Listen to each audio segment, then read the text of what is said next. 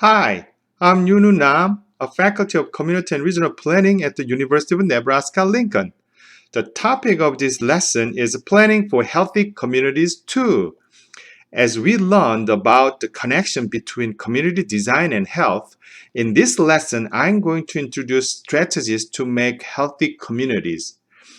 As the part one is about what question, this part two is related to how question.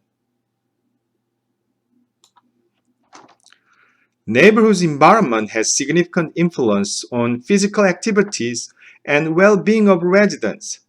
Walkable and safe areas will promote greater physical activity and improved overall health that support active lifestyles. Therefore, the identification of facilitators and barriers to healthy environment is a critical step to design active and healthy community.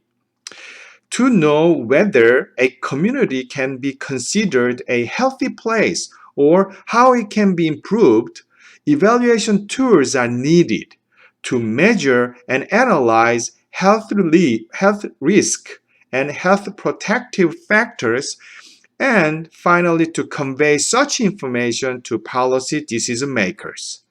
In this lesson, we will explore built environment assessment and health impact assessment. Built environment assessment or built environment audit includes development of instruments such as walkability audits and park audits. It measures the health components of a community's physical environment, and it is used to predict the potential positive and negative impacts of changes to that environment. At the completion of these audits, we can identify how healthy that the community is and what are major issues the community and local government need to address to improve health conditions. These tools are normally applied to specific sites at the street level or particular population groups. Health impact assessment, I can also call it HIA. This health impact assessment is related to policy impact evaluation. If we are considering a critical infrastructure development project, the health impact assessment can be used to evaluate the potential health outcomes of proposed projects and policy programs, and to provide recommendations to promote healthy aspects, and also mitigate adverse impact of proposals. We are going to learn more about these tools. First, built environment assessment tool. Built environment assessment tool, such as walkability audits and park audits, measures the core features and qualities of the built environment that affect health, especially walking, biking, and other types of physical activity. Various tools are available to measure existing conditions of core features of built environment associated with health and physical activity. They are built environmental infrastructure assessment that will include road types, curb cuts, ramps, intersections, crosswalks, traffic control, and public transportation. Walkability assessment, for example, it evaluates access to safe, attractive sidewalks and paths with inviting features. Bikeability, it evaluates the presence and quality of bike lane or bike path features. Tools are also developed to evaluate access to recreational sites and structures or how these features are used. Access to food environment can be evaluated too. For example, metrics include access to grocery stores, convenience stores, and farmers market. Those accessibility can be evaluated to identify shortage areas or food desert areas. Users can add questions or modules if more detail about a certain aspects of the built environment is desired, such as a nutrition environment or pedestrian environment. Then why do we evaluate physical built environment? Here is the theoretical diagram to show the logical flow. All local governments and community leaders like to make their place better to live. In order to do it, policy and diagrams changes built-in environment. The changed built environment will change residents' behavior, physical activity, and social activities. So they will eventually influence neighborhood outcomes. So they will produce positive outcomes such as enhanced health level, lower crime rates, safer place, and higher social capital. In previous slides, I introduced various built environment assessment tools. As a case study, I will select walkability assessment tool and explain further so you will understand what this tool will evaluate and also identify what factors are important elements of walkable environment. First, I will present characteristics of walkable environment and introduce audit tools to measure those characteristics. Why walkable community? What are the benefits of walkable community? It has the following benefits. Better health and more opportunities to be physically active. According to a study in Washington State, they found that the average resident of a pedestrian-friendly environment weighs 7 pounds less than someone who lives in a sprawling types of neighborhood. Residents of walkable neighborhoods drive less and suffer fewer car accidents, which is good. The reduction in greenhouse gas is another benefit. Cars are a leading cause of global warming and gas emissions. Your food is a zero pollution transportation machine by walking. It also provides more transportation options. Compact neighborhood design will have a higher population density, which leads to more public transportation options and bicycle infrastructure. Not only is taking the bus cheaper than driving, but riding a bus is 10 times safer than driving a vehicle. It will also increase social capital. Walking increases social capital by promoting face-to-face interaction with your neighbors. Studies have shown that for every 10 minutes a person spends in a daily car commute, time spent in community activities falls by 10%. Another benefit is making stronger local businesses. Dense and walkable neighborhoods provide local businesses with the foot traffic they need to thrive. It's easier for the pedestrians to shop at many stores on one trip since they don't need to drive between destinations. Then how the walkable neighborhood will look like. I will show a couple of examples. Walkable neighborhood here on the left hand side. Well, is it walkable? How about on the right hand side? Which neighborhood is more walkable, you think? Probably on the right hand side one. Why? Sidewalks are well maintained and it has trees. With the trees, pedestrians feel safer. On the first floor of the building, there are lots of retail shops, which are good destination of walking. On the left-hand side photo, it looks like a vehicle-oriented development.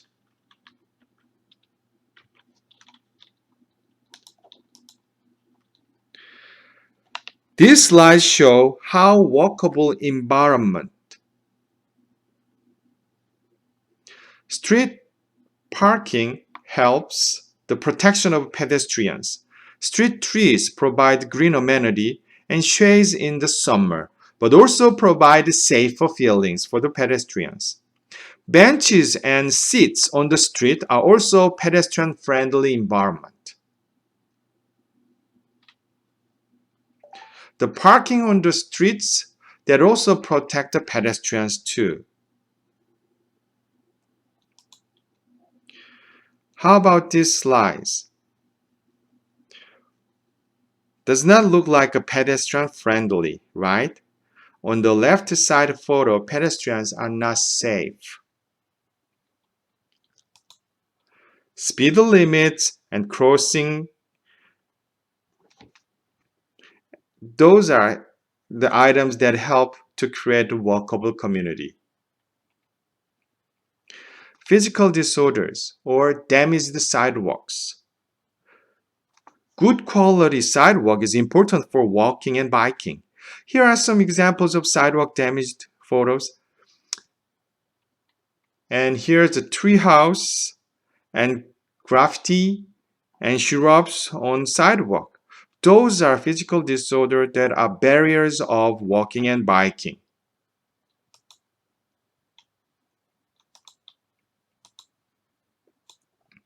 Here are some photos on the left-hand side, the two photos. Does not look like walkable because they don't feel safe while they are walking through this. On the right-hand side is more walkable. You have some destination retail shops on the first floor, or some destination you have, and then you have trees blocking. It gives a shade and also feeling safe. And the vehicles are parked on the streets, so protecting you. And then the sidewalks are well maintained, well paved, well maintained. And it has a pretty good size of green space between vehicle traffic and pedestrian traffic. Once we have a walkable environment, more people enjoy street life, more interactions, and stronger sense of community, which are all good positive outcome of the neighborhood. From policy and planning perspective, what local governments can do? Local governments can change the following major elements. They can change the land use development patterns, have an impact on street connectivity, access management, site design, and sidewalk maintenance, etc.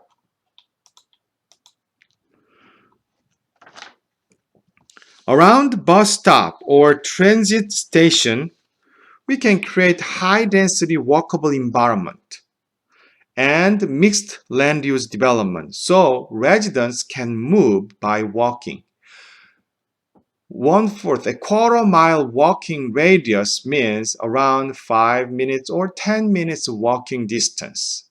So within those walking distance from the major transit station, we can mix with the residential and commercial together and transportation facilities together so that people can move with non-motorized transportation options like walking and biking rather than driving alone.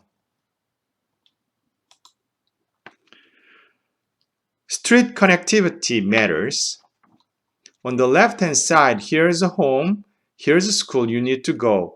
This is a traditional grid types of street system. You can make a turn pretty easily so that you can find a closest walking distance to get to school. Here is a suburb, on the right hand side is suburban types of street systems. So if you live in your house here, if you go to the school, you will get on the vehicle, go to the major streets and to the major street movement and drop off at the school. Here are different types of street system. This grid type is high connectivity because you can make a turn pretty easily. You have very short distance blocks, very short blocks. And this moderate connectivity here, and then the lower one is low connectivity.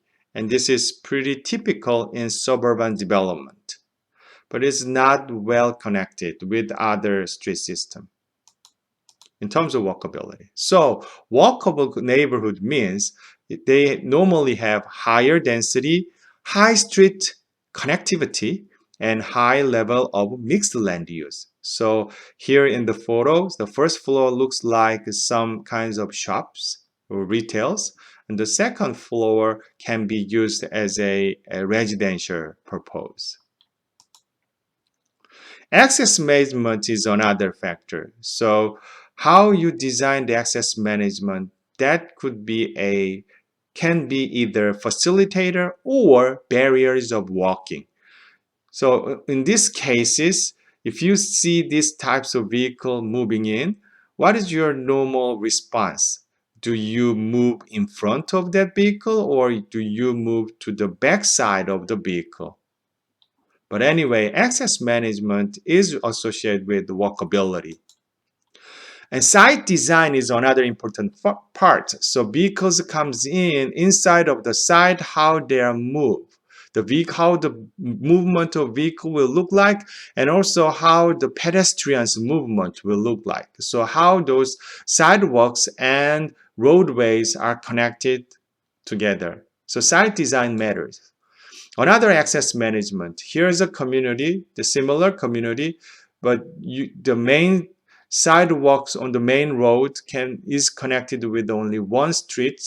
Here's the two sidewalk connected together. And these intersections, how design those turns, that's another important factor for the walkable environment or bikeable environment.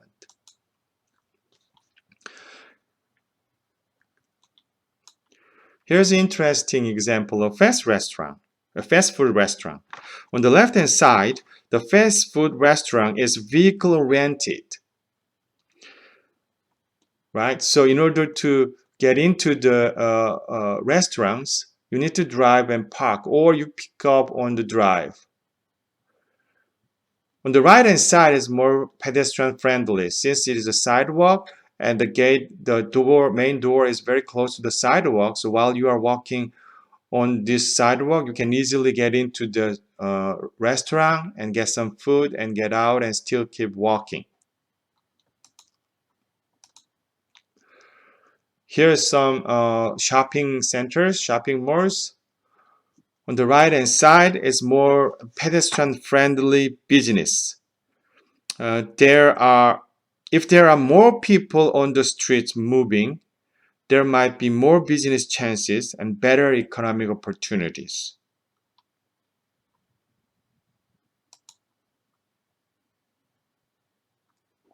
So here's a street. And I'm going to change it to make more walkable environment. First, I'm going to narrow trip lanes, the vehicle road lanes, and add a bike lane like this. And then I put more trees on the streets and then put medians.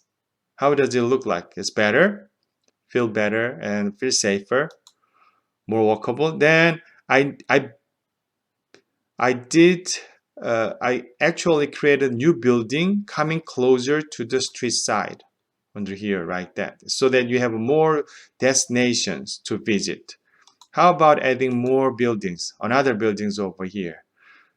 And looks like this street is more walkable than before. Okay, then from the local government's perspective, how to enhance this neighborhood walkability? Looks like it is important. Then how can we do it? Couple of approach. First, engineering and design. We actually change physical infrastructure like a street, sidewalk, traffic signals, marked crosswalk, curbside, raised medians, crossing islands, traffic calming, overpass, access to transit stops, etc. It's all infrastructure that affect operation, movement to traffic and pedestrians. That's one thing from the engineering and design side. Another one is education. So including some strategies that aim to educate and increase awareness and increase pedestrians and drivers or other groups in order to motivate a change in behavior. Another one is enforcement, law enforcement, community-based or law agency-based measure to enforce laws and regulations. Another approach is encouragement, so increasing efforts to promote walking and increase the level of walking in a community. By doing this, we can change the community. Now we know What are the characteristics of walkable environment? Then, how to measure it? How do we know which some communities are missing some parts or not? So, there are lots of researchers who develop the tools of built environment assessment. To measure the conditions of built environment, various tools are developed. I try to group them by types. The first types of built environment assessment tools are based on field observations. It is pretty popular now. So they developed evaluation questions and evaluation audit tools and then train auditors, and the auditors go outside and visit a particular place and evaluate those street segments with the visual analysis. That's a field observations. It is good for to evaluate the quality of street landscapes. The second group is a perception or opinion survey. So residents will answer some questions and how they think of their neighborhoods. This is pretty subjective feelings and an experience related with walking. The third approach is GIS. Using GIS data, using objective and available GIS data, it will calculate the composite score of walkability. So street length or number of intersections, population density, land use, traffic intensity, street layout, etc. Those are just examples of the variables they normally use for the calculation. Walkscore.com is a good example of how they created composite index score for each neighborhood's walkability. In this presentation, I also listed several selected audit tools. So those tools were developed many different places, and they were developed for the field observations. As an example, here I'm showing the walkability audit form developed by City of Lincoln and the University of Nebraska-Lincoln Planning Program together. So in this audit tool, this is field observation tool, then you have a questions. So surface condition question, path obstructions, segment features, surrounding conditions, physical disorder conditions, social environment, crossing A's, and types of buildings or features, so walking environment. So whether watch signs visible or, and then finally overall attractiveness. So how they think. So by using their visual analysis, the auditors are supposed to answer those questions for each individual street segments. And by combining all this together, we can evaluate overall condition of neighborhood. Perception survey is like this. So rather than actually visit the neighborhood, since you are familiar with your neighborhood, you will evaluate their conditions using your own perceptions. So this is how walkable is your community. It's not an audit tool. It is just a checklist, very simplified version. Actual audit tools will include much larger number of questions should be included. But this one is a pretty simplified version of checklist to see your neighborhood's walkability. So for your exercise, please use this particular form to evaluate your own community, your own county, or your neighborhood. So how about the walking, cross streets, drivers behave, and the safety, and the pleasantness, and then finally you will combining those scores together, you will see how walkable is your neighborhood is. It's based on your opinion and perceptions. I also listed a park audit tools here and opinion or perception survey tools. Those are only selected examples. There are a lot of more tools available on the website.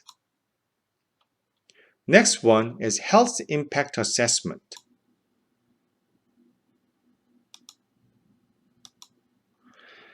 Health impact assessment, or HIA, is a rapidly growing field. Here, I'm introducing health impact assessment briefly.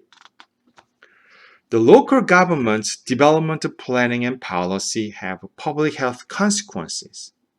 So, HIAs evaluate the potential positive and negative effects on the health and well-being of a community of proposed projects, policies, and programs.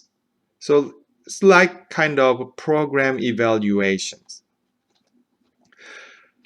HIA employ a variety of data methods, including qualitative and quantitative analysis, and also they consider input from stakeholders and determine how a proposed projects could affect health and how those impacts are likely to be distributed among the population, especially high-risk groups such as seniors, children, and low-income families. HIAs also provide programmatic evidence-based recommendations for reducing risk, promoting benefits, and monitoring health effects after a decision is made and implemented. Planners and local governments will need to initiate or lead planning HIAs, as they are often collaborators in their communities and are responsible for planning process. For example, Nashville Area Metropolitan Planning Organization in Tennessee uses scoring criteria for selecting and funding transportation projects that prioritize health promotion. Similarly, planners in Meridian Township in Michigan State use a checklist-based tool to evaluate proposed development projects on a range of health criteria, such as access to healthy foods, facilitation of social interaction, and alignment with air and water quality standards. Because local governments are envisioning and shaping the built environments in communities, local governments are at the forefront of efforts to address many of pressing health challenges. HIA normally involves 6 steps: engagement with the community and residents, policymakers, and other stakeholders will keep occurring throughout the steps. The step 1, screening. Screening is the initial step to decide whether or not to conduct HIA. It determines whether an HIA is needed. If HIA is feasible, like is there sufficient information about the decision? If HIA can be accomplished in a timely manner, can HIA fit within the decision-making time frame? Whether HIA would add value to the decision-making process. So, will the proposed project benefit from an HIA and promote health and influence positive changes to the community? In the screening process, they also decide who will be involved in the process, and then they are supposed to identify major stakeholders. Step 2 is scoping. The HIA team and stakeholders identify the potential health effects that will be considered and develop a plan for completing the assessment, including specifying their respective roles and responsibilities. For short, there are 2 main tasks in this process. First, create a plan for the HIA, and second is determine health indicators to be evaluated. The team will develop pathway diagrams in this scoping process, sometimes referred to as a causal models, that outline how the planned policy or project could directly or indirectly affect specific health issues. These diagrams help the HIA team prioritize which health effects to include in the assessment and develop research questions. Some HIA teams have conducted workshops to complete this step. These pathway diagrams will correspond with the questions and determine the scope and methods for this next step, which is assessment. Let's look at some examples. Some pathways are pretty simple. If traffic and vehicle speeds increase, vehicle accidents will increase too, and injuries and death will increase. Some pathways are indirect. If new business comes in, employment opportunities will increase, and ability to meet basic needs will increase, and eventually food security will increase. Some cases are fairly complicated, like this one. It has a policy component, another step, the intermediate step, and the final health outcomes. They are all connected together. So mixed land use decisions will increase density, connectivity, land use mix, improve quality of active transportations. This one have a decreased impact on the decreased distance between destinations.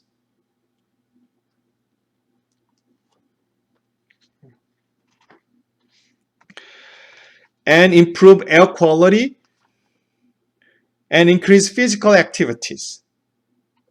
It will produce good health outcomes, finally, such as decrease asthma, decrease injuries, decrease cardio disease, decrease obesity, decrease diabetes, decrease stress and mental health.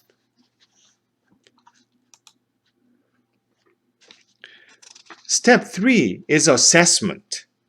Step 3, the HIA team evaluates the proposed projects or program or policy or plan and identifies the most likely health effects using a range of data sources. So what is the project and then what is the potential impact on it? So that should be assessed. And alternatives will be evaluated too. So using analytic methods and stakeholder inputs to answer the questions developed during the scoping process. At the completion of assessment, we'll move on to the recommendation steps. At the recommendation step, the team and stakeholders develop practical solutions that can be implemented within the political, economic, or technical limitations of the policy.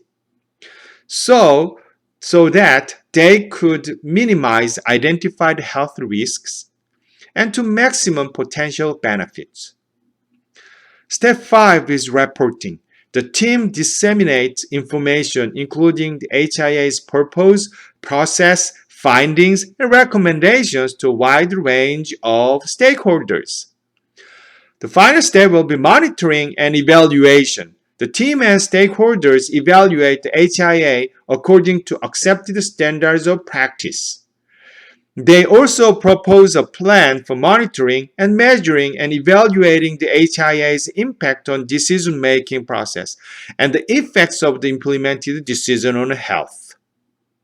This evaluation normally includes the process, impact, and outcome evaluations. Conclusions. In these lessons, I introduced assessment tools for healthy community conditions. Assessment tools are needed to measure and document the relationship between health and community design.